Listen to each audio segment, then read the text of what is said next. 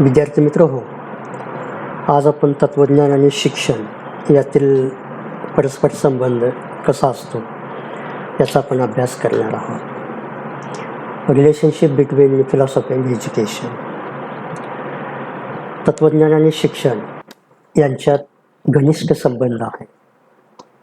तत्त्वज्ञान मानवी जीवनाची ध्येये आणि चांगल्या जीवनाची मूलतत्वे मांडतो.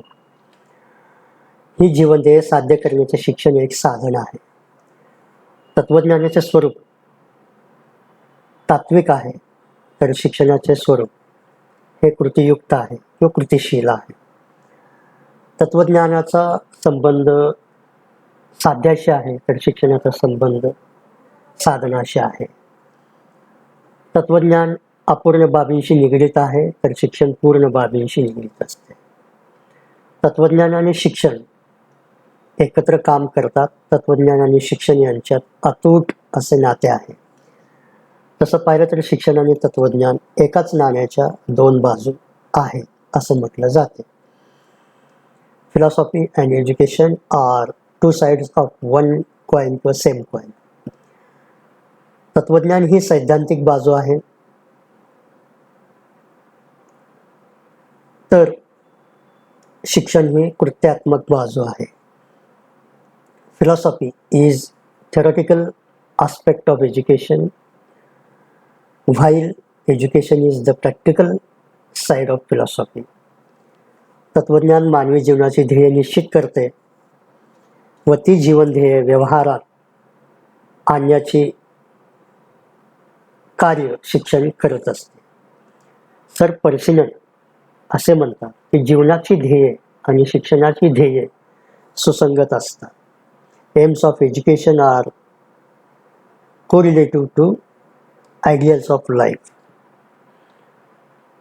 जॉन ड्यूई यांच्या मते तत्त्वज्ञान आणि शिक्षण यांच्यामध्ये शिक्षणाला अग्रस्थान दिले आहे. जॉन ड्यूई म्हणतात की शिक्षणातूनच तत्त्वज्ञान विकसित होते. शिक्षणविषयक सिद्धांतांचे सर्वसामान्य रूप म्हणजे तत्त्वज्ञान. Philosophy is the theory of education in the most general phase. John dewy. शिक्षणाची ध्येय धोरणे, अभ्यासक्रम, अध्यापन पद्धती, शिक्षकांची भूमिका, शिस्त व स्वातंत्र्य यांचा प्रश्न सोडवताना तत्त्वज्ञानाचा आधार आपल्याला घ्यावाच लागतो. तत्त्वज्ञानाशिवाय शैक्षणिक विचारांना पूर्णत्व लाभत नाही. फिश्टे हा तत्त्वज्ञ म्हणतो की तत्त्वज्ञानाशिवाय शैक्षणिक विचारांना पूर्णता येऊ शकत नाही की पूर्णत्व येऊ शकत नाही. म्हणून दोन्हींमध्ये एक प्रकारची आंतरक्रिया आहे. एकाशिवाय दुसरा अपूर्ण व अव्यवहारी आहे. तत्त्वज्ञानाशिवाय शिक्षण आंधळे आहे व शिक्षणाशिवाय तत्त्वज्ञान पांगळे आहे. इतके दोघांमध्ये अतूट नाट्य आहे. Philosophy and education are so closely related that education without philosophy is blind and philosophy without education is crippled. शिक्षणाला आकार देण्याचे कार्य तत्त्वज्ञान करते. शिक्षण क्षेत्रातील विविध समस्यांचे उत्तर आपल्याला तत्त्वज्ञानामुळे सापडतात. जगातील सर्व मोठे तत्त्वज्ञानी थोर शिक्षण तज्ज्ञ होते.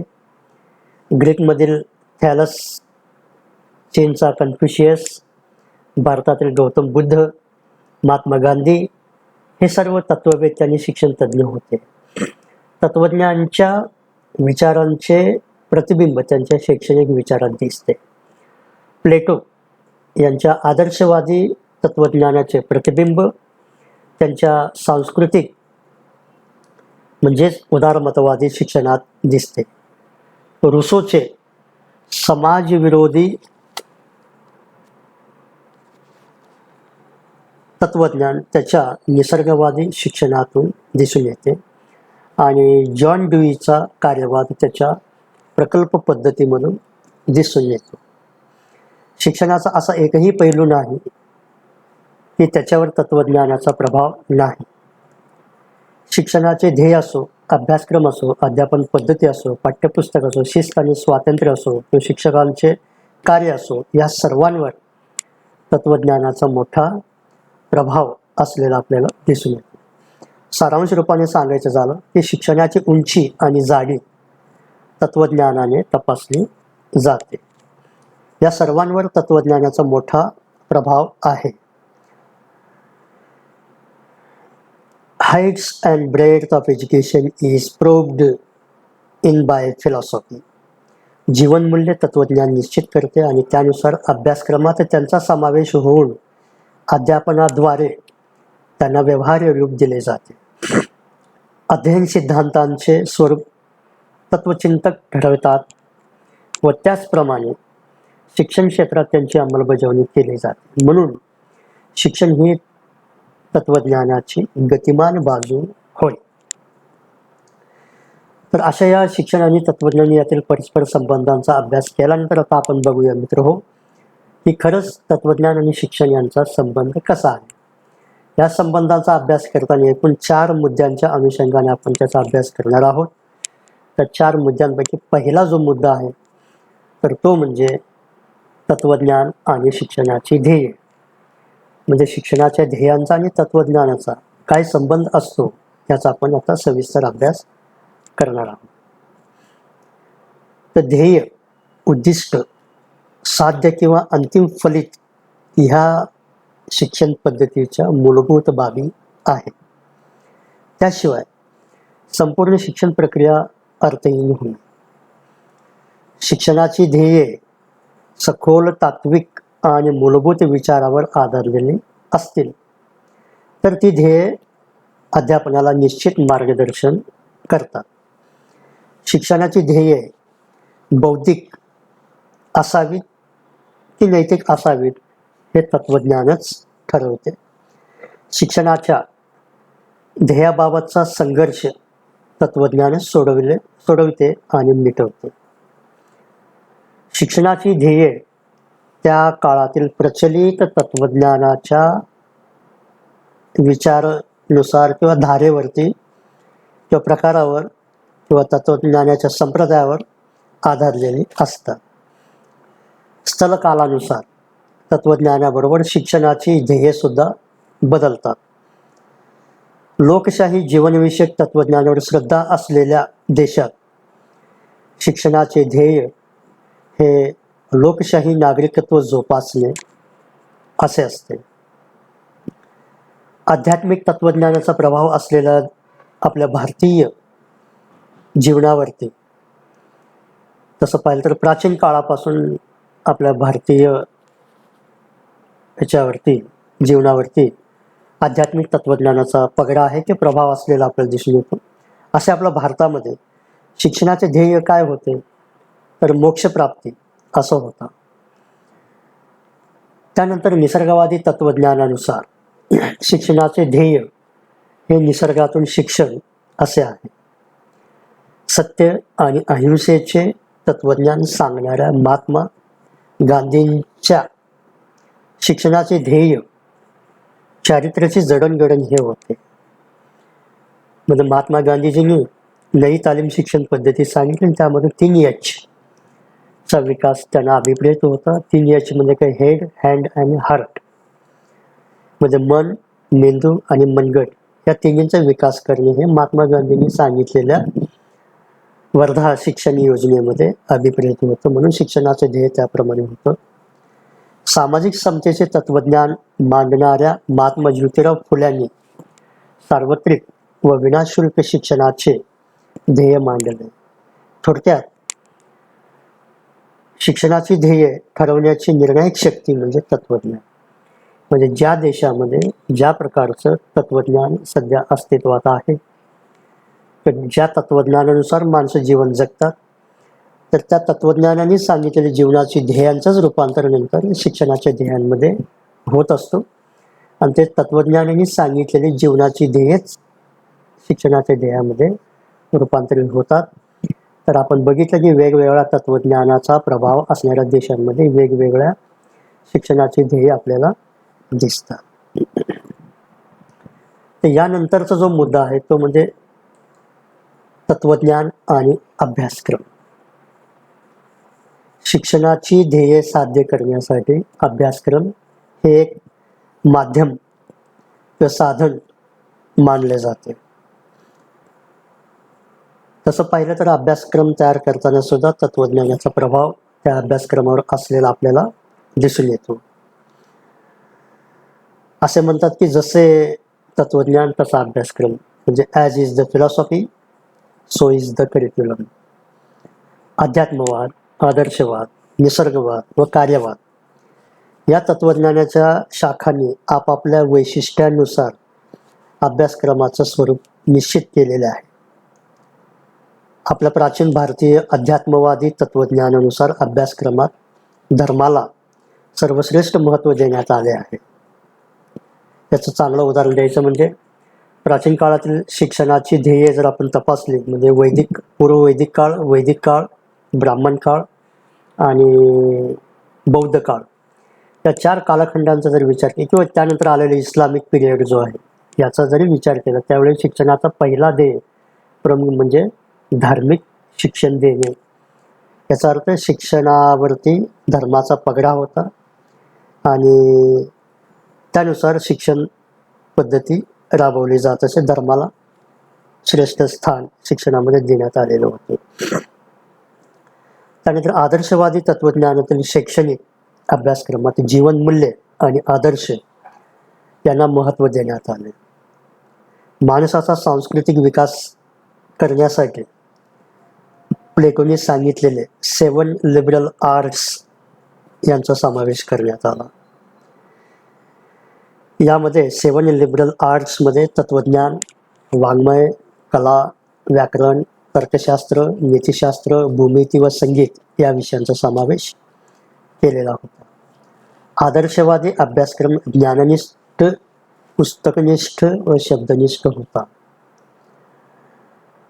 त्यानंतर निसर्गवादी संप्रदाय जो आहे, निसर्गवादी संप्रदायानुसार निसर्गवादी तत्वज्ञानाला धरून तो अभ्यासक्रम निसर्गवादी तत्वज्ञानानुसार तयार केलेला आहे. निसर्गवादामध्ये खास करून व्यक्ती स्वातंत्र्याचा पुरस्कार केलेला आहे आणि निसर्ग सानिध्य अभिप्रेत आहे. म्हणजे व्यक्ती स्वातंत्र्य आणि निसर्ग सानिध्य ही निसर्गवाद संप्रदायाची प्रमुख वैशिष्ट्ये आपल्याला सांगता येतात. त्यामुळे निसर्गवादी अभ्यासक्रमामध्ये विद्यार्थी केंद्रीय, अनुभव केंद्रीय व अभिरुचीनुसार करण्यात आला आहे. याचंच उदाहरण म्हणजे CBSE choice based credit system ज्याला म्हणतो आपण अभ्यासक्रम सध्या आहे. म्हणजे विद्यार्थ्याच्या आवडीनिवडीनुसार त्याला विषय निवडण्याचं स्वातंत्र्य सध्या दिलेलं आहे.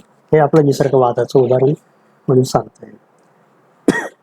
कार्यवादी अभ्यासक्रम हे कृती केंद्रीय व समाज केंद्रीय होता. अमेरिकेतील कार्यवादी तत्वज्ञान ज्याला आपण प्रॅग्मॅटिझम म्हणतो, खास करून प्रॅग्मॅटिझमचा विश्वास क्रियेवरती की कार्यावर आहे. मूल्यांवरती, आदर्शांवरती त्यांचा विश्वास नाही. तर अशा या कार्यवादी तत्वज्ञानामध्ये मुलांना सतत काहीतरी काम करण्यास भाग पाडणे, या मुलांना सतत सक्रिय ठेवणे हा मुख्य उद्देश आहे. त्यासाठी प्रकल्प पद्धती. नंतर दुसरं उदाहरण द्यायचं म्हणजे इंडिव्हिज्युअल प्रोजेक्ट असेल, ग्रुप प्रोजेक्ट असतील किंवा ऑब्झर्वेशन असतील, अशा पद्धती, अशा प्रकारचं शिक्षण देण्यासाठी तशा प्रकारचा अभ्यासक्रम तयार केलेला आपल्याला दिसतो. यानंतर विद्यार्थी मित्र, तिसरा जो मुद्दा आहे शिक्षण आणि तत्वज्ञान यांचा संबंध दर्शवणारा, तो म्हणजे तत्वज्ञान आणि अध्यापन पद्धती. जो अभ्यासक्रम तयार केलेला आहे तो शिकवण्यासाठी वेगवेगळ्या अध्यापन पद्धतींचा वापर करावा लागतो. मग वेगवेगळ्या तत्वज्ञानाच्या संप्रदायानुसार वेगवेगळ्या अध्यापन पद्धती वापरल्या जातात. तर विद्यार्थ्यांचं अभ्यासक्रमानुसार तयार केलेल्या पाठ्यविषयाचे नाते दृढ करण्यासाठी अध्यापन पद्धती शिक्षकाला मदत करते. तसं पाहिलं तर अध्यापन ही सापेक्ष क्रिया आहे. सापेक्ष या शब्दाचा अर्थ काहीतरी आपण अपेक्षित करतो, म्हणजे आपली जी उद्दिष्ट निश्चित केलेलं ती उद्दिष्ट किमान आपल्या अध्यापनातून साध्य झाली पाहिजेत, म्हणून सापेक्ष क्रिया आहे. तिचा अध्ययनाशी संबंध आहे. प्रत्येक तत्वज्ञ आपल्या तत्वज्ञानानुसार अध्यापन पद्धती निश्चित केलेल्या आहेत. उदाहरणार्थ द्यायचं झालं तर निसर्गवादाचा जनक व व्यक्ती स्वातंत्र्याचा पुरस्कर्ता रुसो असं म्हणतो की तुमच्या विद्यार्थ्यांना शाब्दिक धडे देऊ नका, त्याला अनुभवातून शिकू द्या. गिव्ह युअर स्कॉलर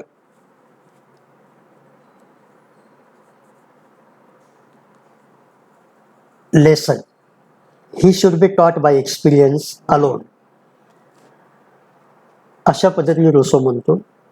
तर अध्यापन पद्धती शिक्षक केंद्रीय असावी की विद्यार्थी केंद्रीय,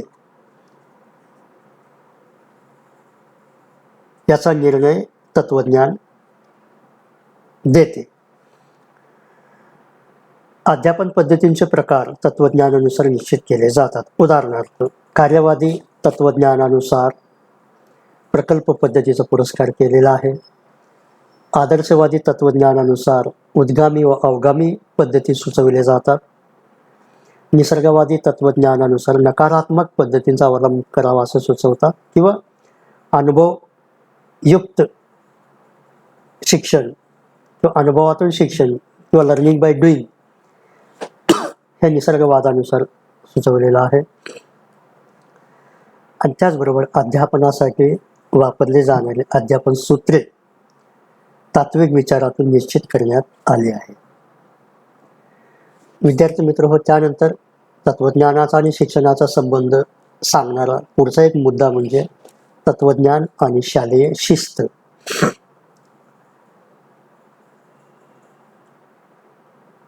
तर जे विद्यार्थी बेशिस्त वागतात त्यांना शिक्षा केली जाते. शिस्तीचे प्रकार कोणते आणि त्यावरती कोणते उपाय केले जावे, बेशिस्त निर्मूलन कसे करावे, या संदर्भात सुद्धा तत्वज्ञान आपल्याला मदत करते. आजकाल शिस्तीकडे बघण्याचा दृष्टिकोन बदलत आहे. प्राचीन काळी आध्यात्मिक तत्वज्ञानाचा जीवनावर प्रभाव होता. त्यावेळी विद्यार्थ्यांना कठोर शिक्षा केली पाहिजे असा एक दंडक होता, spare the rod and spoil the child. परंतु आज आपण बालक केंद्रित शिक्षणाचा पुरस्कार केलेला आहे. लोकशाही जीवन पद्धतीचा स्वीकार केला आहे. त्यामुळे बालकांना शिक्षणात स्वातंत्र्य देण्याची कल्पना सर्वमान्य झालेली आहे.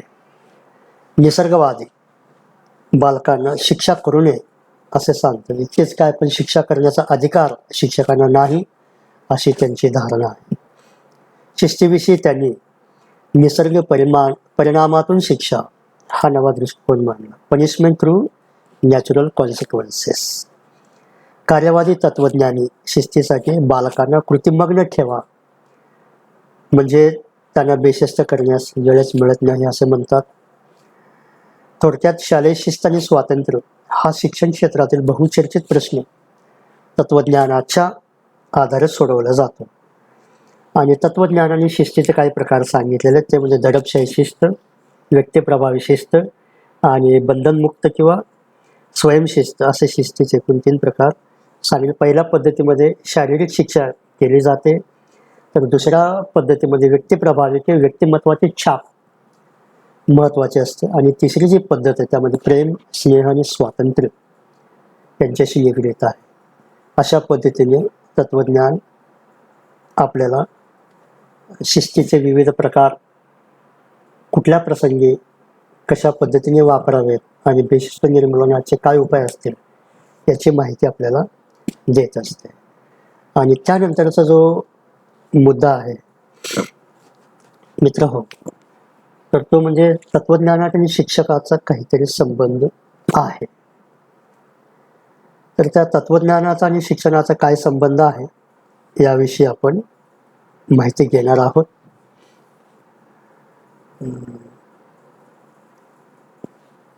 तर पुढच्या स्लाइडमध्ये आपण त्याची माहिती घेणार आहोत.